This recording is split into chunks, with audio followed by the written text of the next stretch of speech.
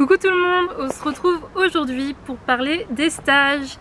Je sais pas si je vous en avais parlé, mais en tout cas j'avais l'intention de le faire et donc je vais vous parler un peu des stages obligatoires qu'il y a à faire dans l'université et quelles procédures il faut suivre, et également comment faire pour faire d'autres stages hors obligatoires.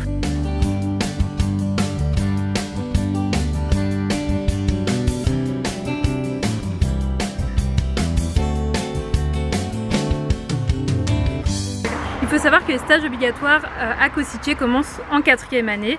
Donc vous en avez en 4e et 5e année, 80 heures obligatoires pour chaque année. Vous allez vous dire, pas d'heures obligatoires avant? Non, puisque l'école estime que nous ne sommes pas prêts avant. Donc c'est leur choix, c'est comme ça, on fait avec. Mais je sais que nous sommes beaucoup à vouloir faire des stages avant, mais je vais vous expliquer comment faire plus tard. Donc tout d'abord, je tiens à préciser que pour les personnes françaises ou les personnes souhaitant plutôt faire des stages en France ou en Belgique, on doit avoir une convention de stage. C'est obligatoire. Mais en Slovaquie, la convention de stage, c'est pas vraiment ça. Mais ils ont quand même mis en place des documents justement pour qu'on puisse avoir nos conventions de stage et pouvoir faire nos stages en France et en Belgique. Cependant, ils ne veulent pas nous fournir ces conventions, ils ne veulent pas les signer justement avant la 4e et 5e année, donc c'est assez compliqué si vous voulez faire des stages avant. Mais bon, donc ça concerne les personnes qui veulent faire des stages en France et en Belgique. Donc comment vous devez faire si vous voulez faire un stage? Tout d'abord, vous préparez votre CV, votre lettre de motivation, vous trouvez les offres de stage, vous cherchez contacter directement une clinique, vous leur envoyez tout ça. C'est possible que vous ayez un entretien après, vous faites votre entretien, ok, on parlera de tout ça plus tard, je vous ferai une autre vidéo sur comment faire un CV, une lettre de motivation, contacter une clinique. Et bien sûr, je ne sais pas si vous entendez, mais mon chien est en train de gratter le sol. Rios, stop. Et donc ça, c'est la première étape. Une fois que vous avez trouvé votre stage, votre lieu de stage, vous allez devoir envoyer à votre maître de stage la lettre d'acceptation qu'ils vont devoir remplir, mais également votre convention de stage si c'est en France, en Belgique. Une fois que vous leur envoyez, vous allez attendre le retour de ces documents et vous allez envoyer d'un côté la convention de stage ainsi que la responsabilité civile et votre assurance maladie à l'université.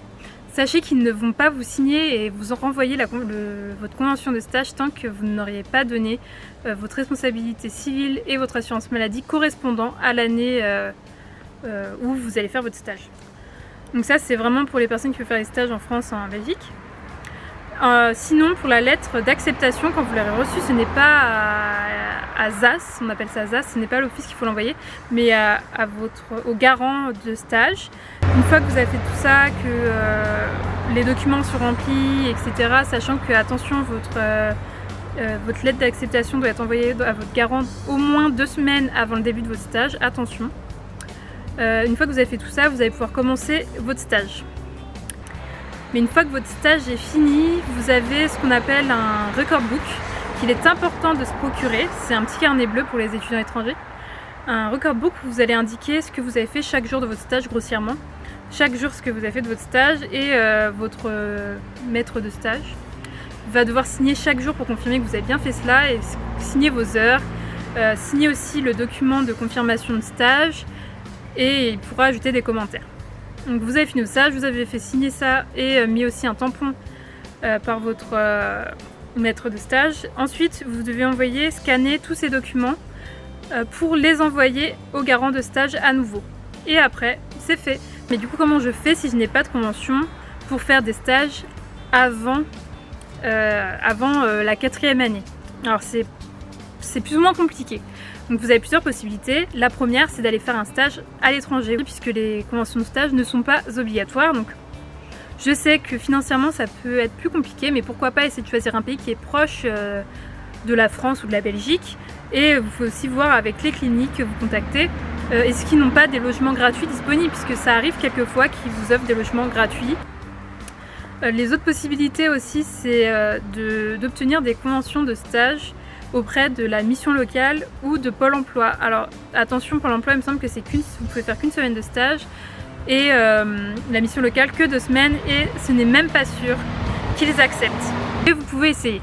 Enfin, si vous voulez gagner de l'expérience, l'autre solution que je peux vous proposer et qui est vraiment avantageux, c'est de postuler dans une clinique en tant qu'assistant vétérinaire.